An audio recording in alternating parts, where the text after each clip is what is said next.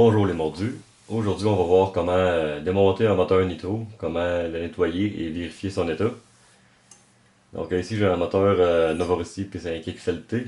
La particularité, c'est que toutes les vis sont des vis à tournevis plat. Ça travaille pas super bien, mais en tout cas, on va faire du mieux qu'on peut avec ça. Normalement, j'aime mieux les vis à Allen key, là, ça se travaille mieux.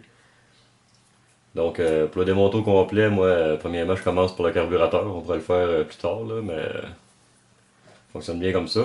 Fait que, premièrement, essayez de remarquer l'angle dans lequel est installé votre carburateur parce qu'il doit être en ligne avec votre shaft de cerveau. Fait que, faut pas qu'on travaille comme ça ni comme ça, faut vraiment être en ligne. Fait que le remettre dans le même angle, c'est important. Sinon, on va faire forcer le carburateur et ça risque de l'endommager. Petite vis sur le côté. De la façon que c'est fait, c'est deux morceaux là, qui vont venir en serre pour coincer le carburateur. Donc, moi, je pousse dessus un peu pour libérer le carburateur. Et ensuite, on le fait pivoter pour le décoincer. Et on tire dessus. Notre carburateur est enlevé. On peut enlever la vis au complet parce que tantôt on va la sceller.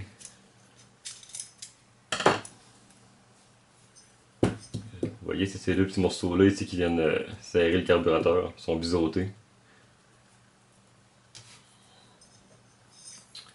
Donc ensuite, prenez-vous un bon tournevis là, si vous avez des vis plates comme ça. Là. Il va vraiment entrer parfaitement dans la vis.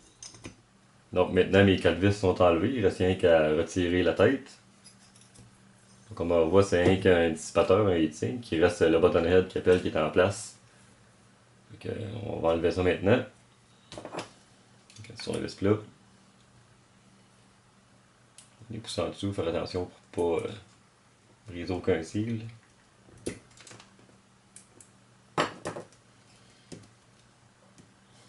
La sleeve cherche à venir avec, c'est assez rare. On va l'enlever au complet. Normalement, la sleeve comme ça reste dans le moteur.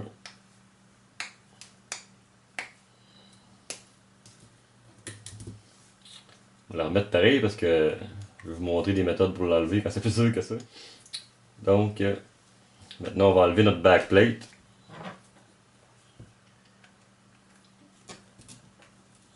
Maintenant mes quatre vis sont enlevées.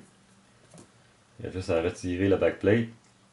Novorossi a une particularité aussi, c'est que dans la backplate, il y a une coche. Le piston descend dans la coche de la backplate, donc je peux pas le retirer tant que le piston est pas en haut. Fait que, on va le voir mieux en enlevant. On peut le voir ici, on peut le voir par en haut. Finalement, on va tourner le shaft pour faire lever le piston. On voit ici aussi qu'il a levé. Je vais pouvoir retirer ma backplate. Il y a vraiment une encoche ici là, que le piston rentre dedans. Sur certains modèles, ça va être plus un encavure là, plate. Fait qu'on peut le retirer n'importe quand. Novorossi aime ça mettre ça compliqué. Et on voit le crankshaft avec la vielle à l'intérieur du moteur. Donc normalement, ma sleeve, ça ne devrait pas s'enlever aussi facilement que tantôt. Elle va rester coincée souvent dans le moteur. Fait que, un des trucs qu'on peut prendre, c'est de rentrer une tie wrap dans l'exhaust et de faire tourner le shaft pour que le piston aille pousser sur la sleeve. Ou bien prendre n'importe quel autre outil de plastique là, qui va aller pousser à l'intérieur. On pourrait aussi descendre, monter le piston, je veux dire, aller pousser à l'intérieur ici, sur la sleeve avec un outil en plastique, encore une fois, pour rien endommager. C'est pas mal les façons que je connais, là, que ça fonctionne normalement très bien. Donc je vais l'essayer avec une tie wrap. Donc maintenant ce que je vais faire, je vais rentrer une tie wrap dans l'exhaust juste au-dessus du piston pour aller pousser sur la sleeve. Donc je l'insère comme ça juste au-dessus du piston. Maintenant, ben, il faudra faire tourner le shaft, mais à la main c'est assez difficile. Donc un truc que je me suis trouvé, c'est de mettre la note de la flywheel et d'y aller avec notre outil de tourner. Jusqu'à temps que la note arrive au bout.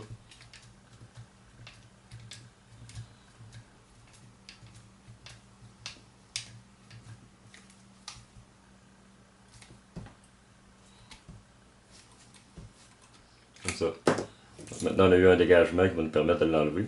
On va enlever notre tie wrap. Normalement, il restera comme ça. Avec un petit tournevis plat, on peut aller le resserrer comme ça. Il est tellement lousse, là. Ça enlève tout seul. Ensuite de ça, on va aller resserrer notre piston avec une petite paire de pinces. Donc on lève le piston en haut complètement. On va aller retirer la bielle ici. Enlever. Ensuite de ça, pour terminer le travail, on pourra enlever le crankshaft au complet. Donc là, j'ai été me mettre une noix, il va falloir que je l'enlève. Donc, ce que je vais faire, je vais passer mon outil. Je vais aller barrer mon crankshaft avec une tie wrap encore, toujours du plastique.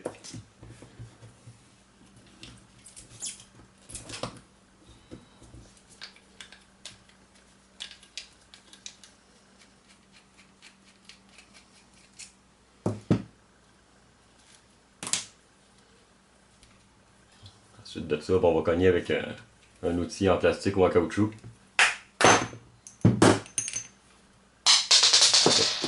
Le crankshaft au complet est défait.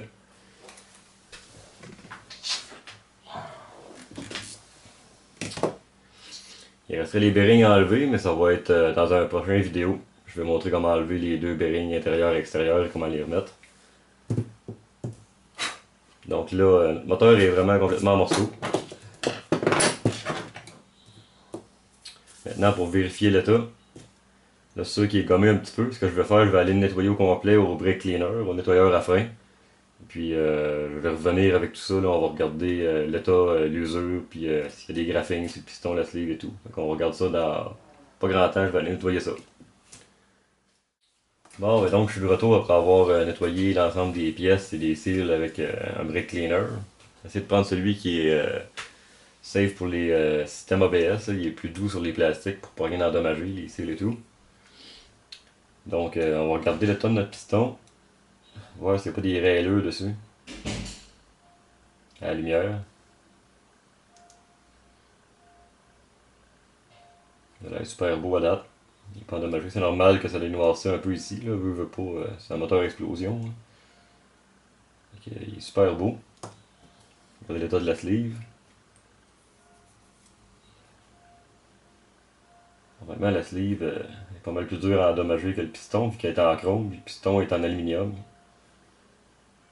moi, je vois pas aucune graphing dedans. Super beau.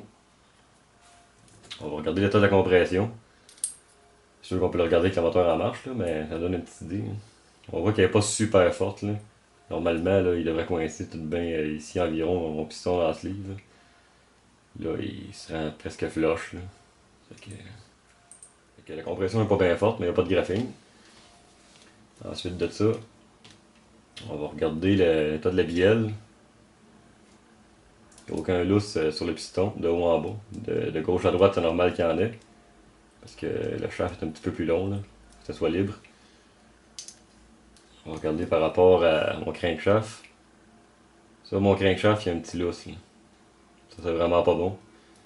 Fait que faudrait changer la bielle, là, idéalement. Là, on va le faire pour les fins de vidéo, dans un prochain vidéo. Sauf que, vu l'état de la compression du moteur, là, je me casserai même pas la tête. Là. Donc, c'est ça. Le reste, tout est beau. Les cils sont pas endommagés nulle part. C'est là, je l'ai enlevé. Il vient en dessous du buttonhead, là, parce qu'il vient se fermer sur le moteur.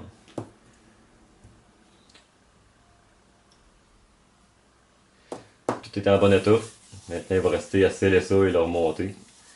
Donc, je viendrai voir les autres vidéos là, pour comment enlever les bearings et comment changer une bielle.